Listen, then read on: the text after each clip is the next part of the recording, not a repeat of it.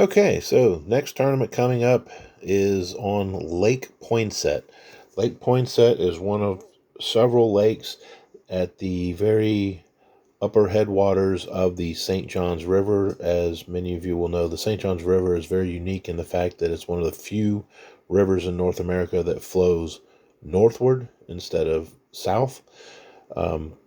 The Lake Poinsett is the third or fourth, I guess, actual natural form lake as part of the St. Johns. It's a couple unique things in this area that kind of make for some very unique fishing opportunities in this area. Lake Washington, down here in this area, as you can see, is controlled with a water gate on the north and south end of the St. Johns River as it flows through it, as water is pooled in here as part of the aquifer system and drinking water for the city of Melbourne. After this right here, there is no more water control on the St. Johns all the way up to the Atlantic Ocean when it dumps out in Jacksonville.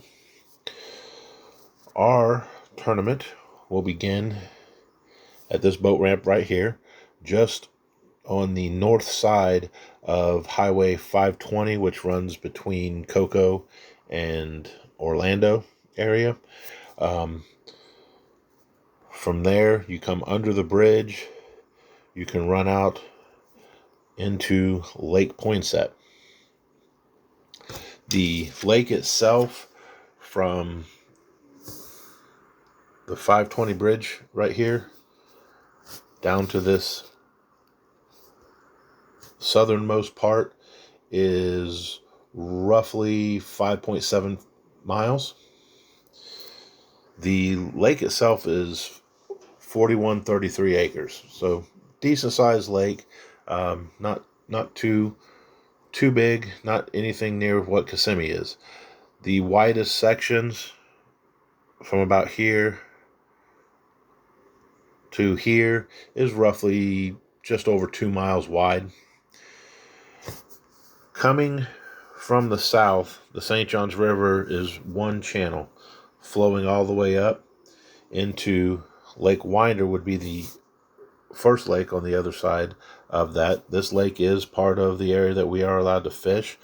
To run all the way down to Lake Winder, you have again just about 5.75 miles to the mouth of what's called Middle River, which is the St. Johns. And from the mouth of Middle River down to the mouth of Lake Winder is another 4.62 miles. So you're getting up a little over 10-mile run to get into Lake Winder. Lake Winder itself, from where it flows in to the southern point here where the river enters and exits, that is roughly 2.29 miles wide, and at your widest spot, roughly the lake is 1.25 miles wide. After Hurricane Ian, still dealing with a lot of water. Most of the channel and the lake itself is well outside of its normal boundaries. Water depths in some areas are still very high. It is still fishable, and the water level has dropped quite a bit, as you can see on a lot of the vegetation when you're fishing around it, which creates more problems. But as you come through, again, the channel is one river channel coming into Lake Poinsett. It flows through Lake Poinsett out the north, and under the 520 bridge running north still is where the St. Johns River gets very interesting. As you can see, it breaks up into multiple channels. These areas with the white dots are your main river channel, which even at its lowest still maintains 5-6 foot of water as it flows through it. A lot of these little spidering tributaries in the middle of summer can become almost dried up. Right now it's quite a bit the opposite.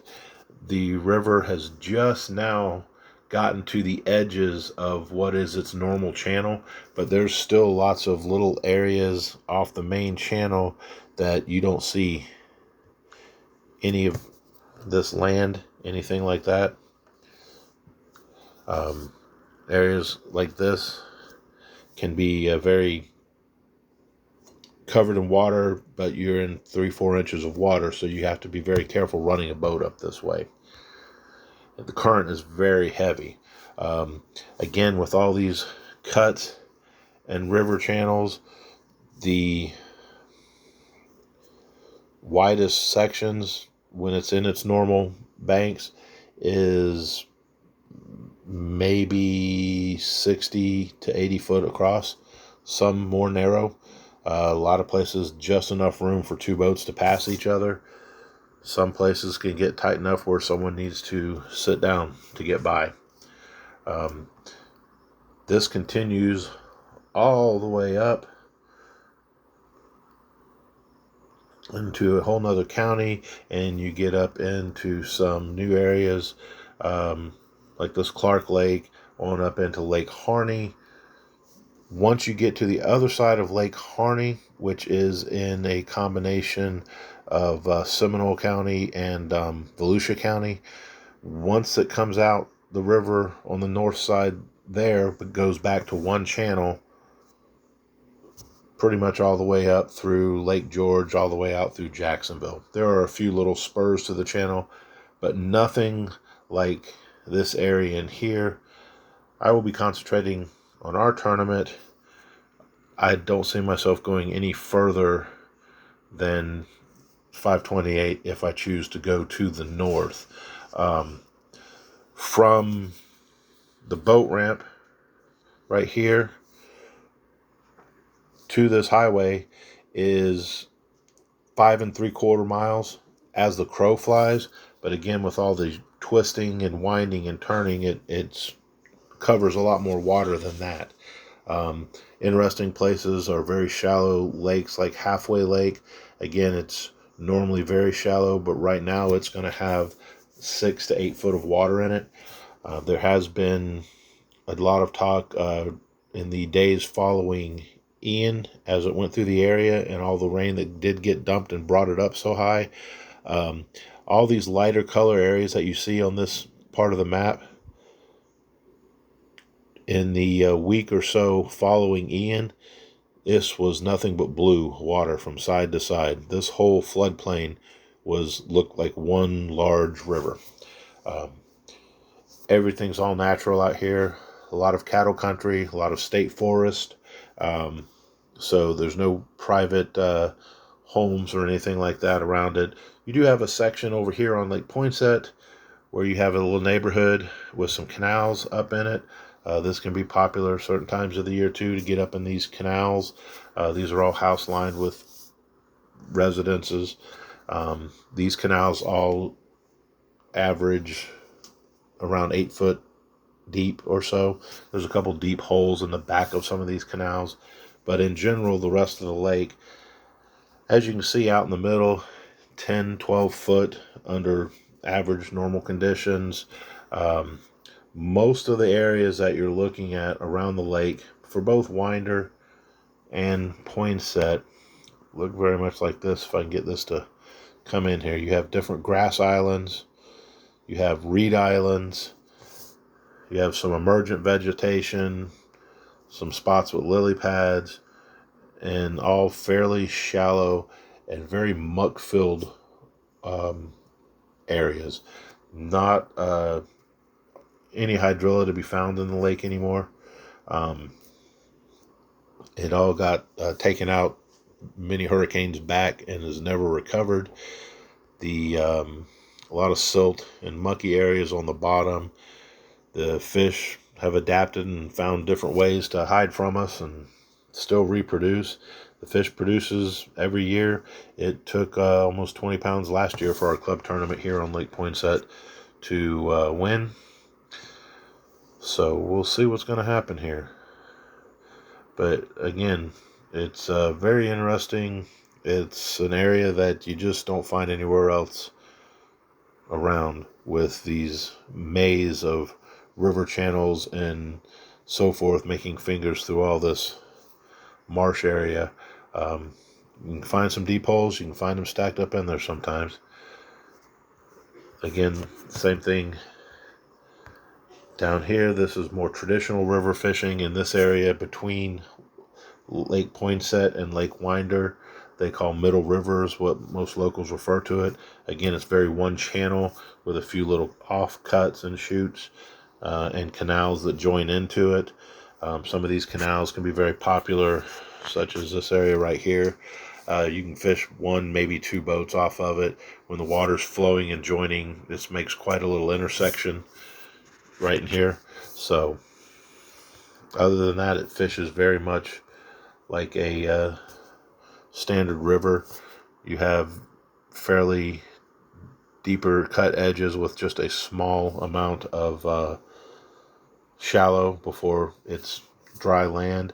You can work the vegetation along these edges, working with the current. A lot of times pick up fish,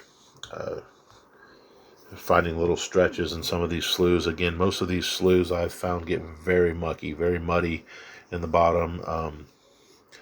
Never, for me at least, seem to hold many fish. Same thing with down in Winder. Again, you're basically trying to fish the edges, looking for water coming in, looking for reed pods and water depths that you think will hold the fish at that time. So all in all, it's going to be a very challenge with the water levels the way they have been. The fish kill that was brought on by Hurricane Ian. It's going to be a tough tournament. I don't know if it'll fish as well as it did last year, and we're going to give it all we got and try and come in with at least 5 this time. Thanks for watching.